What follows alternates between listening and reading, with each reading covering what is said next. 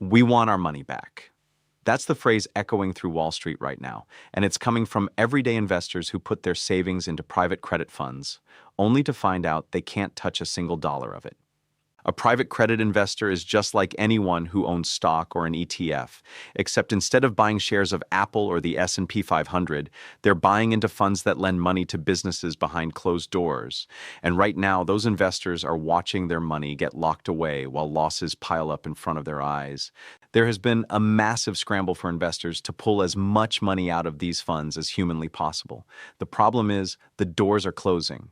Private credit firms are freezing redemptions left and right, refusing to hand back money that people are legally requesting. In just the four largest credit funds, names like Blackstone and BlackRock, investors requested to redeem about $12 billion in the second quarter of 2026 alone. That's up from $7.7 billion just one quarter earlier. The amount of money trying to flee these funds has nearly doubled in 3 months. That should tell you everything you need to know about how nervous people are getting. So what exactly are they nervous about? Well, the fund managers want you to believe nothing is wrong. They'll tell you the returns on private credit blow public debt markets out of the water, that there's no crisis coming, that the doomsayers are wrong again. But look at the actual numbers, and a very different picture emerges.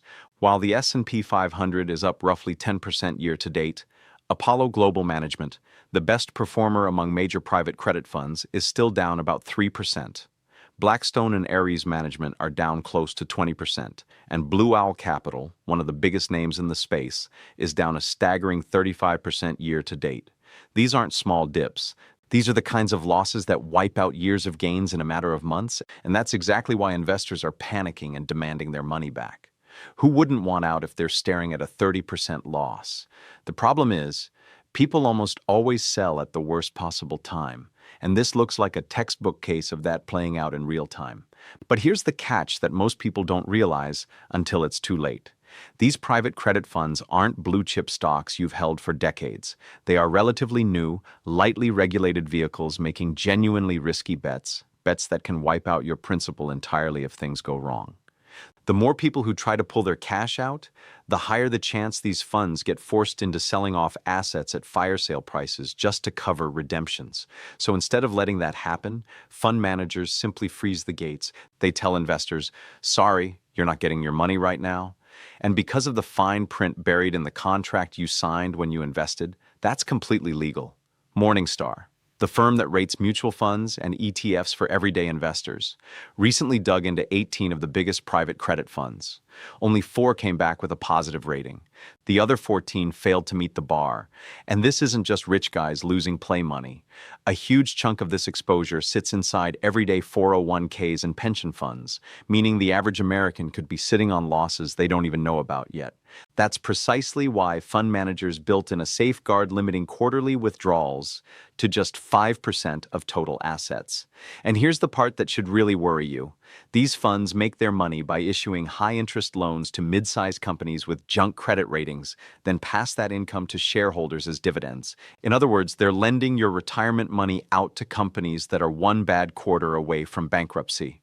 The reward is bigger when things go well, but right now, with businesses cutting staff, raising prices, and filing for bankruptcy at increasing rates, very few of these loans are looking safe. This entire situation eerily resembles what happened with Bitcoin. A wave of hype brought in new buyers, prices soared, and early holders cashed out enormous gains on the backs of the latecomers. Private credit followed the same script for years, but now the music is slowing down, and redemptions are outpacing new money coming in. If these funds keep being forced to pay out 5% of assets every quarter, some of them may eventually be forced into fire sales, or worse, freeze withdrawals altogether in a process known as gating. We've actually seen this play out before.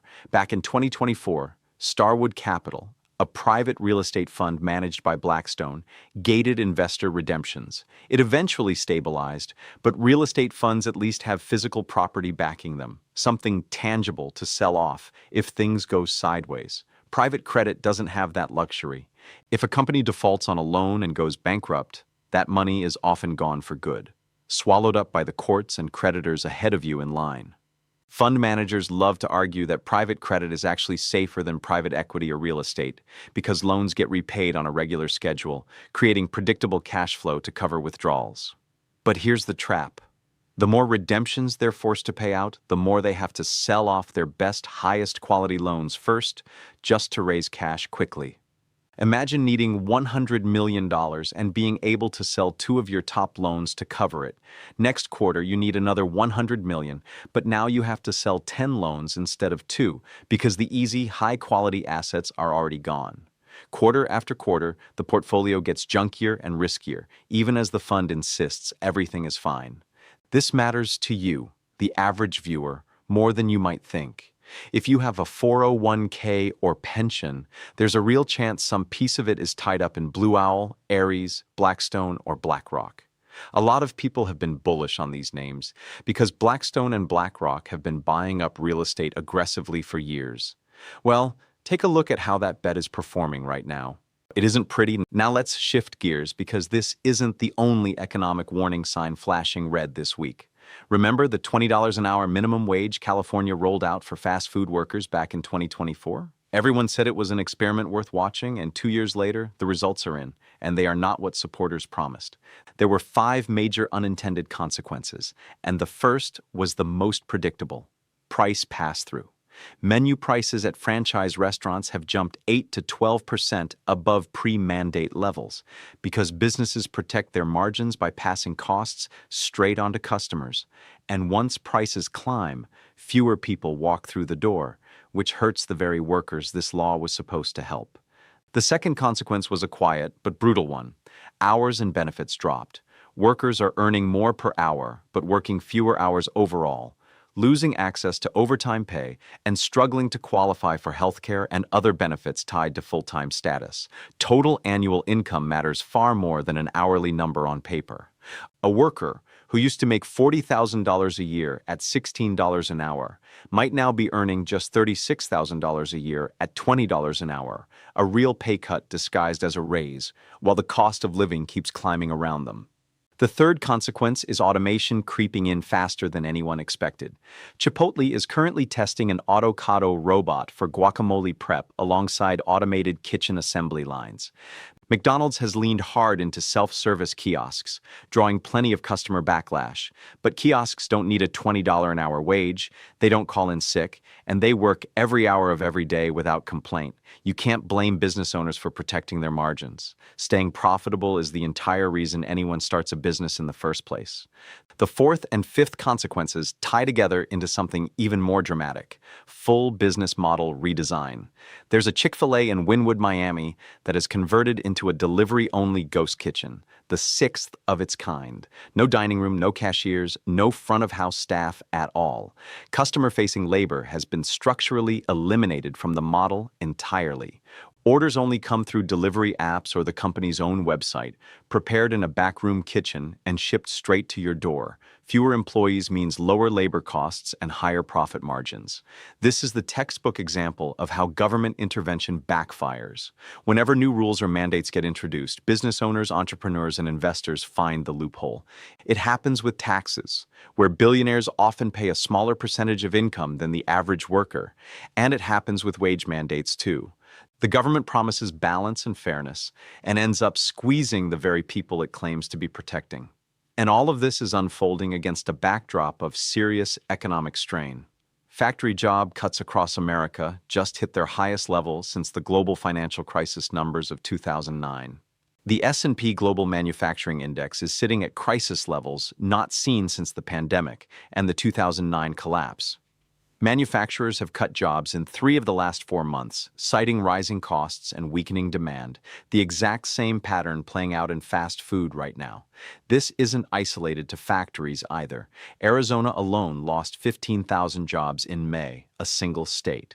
Before the pandemic, Arizona typically lost about 6,700 jobs in a normal May. Now it's losing more than double that every single month, and the state's unemployment rate has climbed for 3 straight months in a row, sitting above the national average. Oracle, one of the biggest names in tech, has fired over 21,000 people in the past year, cutting 13% of its entire workforce. As of May 2026, they're down to 141,000 employees from 162,000 just 12 months earlier. Oracle's stock has dropped more than 10% since the start of the year, eerily similar to what's happening in the private credit space. Oracle itself admitted that the adoption of AI technology across operations has resulted in workforce reductions, and they expect more cuts ahead. Lucid, the electric vehicle maker, just laid off 1,500 workers, 18% of its entire staff, the second major round of layoffs this year after cutting 12% back in February. They claim this will save $158 million annually, but it cost them $32 million in severance just to execute, some of which reportedly went to a former CEO turned COO who was let go in the process. Rivian, another EV name, announced fresh layoffs this past week too, cutting roughly 300 jobs after already cutting 600 back in October. Rivian sold 42,000 vehicles last year for $5.4 billion in revenue, yet still posted a $3.6 billion loss, losing roughly $6,000 on every single vehicle sold. Their answer is a new $58,000 SUV, a steep discount from the prior model's six-figure price tag, but it's still a $60,000 car in a market where people are tightening their belts. Rivian's stock is down over 23% year to date. Every sector we just walked through, private credit, manufacturing, tech, electric vehicles, is flashing the same warning sign when you actually look at the numbers instead of the headlines. It's a failure when a private credit fund is down 33% in a single year. It's a failure when a company loses billions of dollars annually and calls it progress. It's a failure when stock prices are bleeding double digits while executives insist everything is fine. To be clear, this isn't true across the entire economy. There are still plenty of businesses and sectors doing well right now, but the list of things holding strong keeps shrinking, while the list of cracks keeps growing longer by the week. So if this video opened your eyes to what's really happening behind the scenes on Wall Street, do me a favor and give it a like, subscribe to the channel so you don't miss the next breakdown, and check out the next video right on the screen because trust me, you're going to want to see what happens next.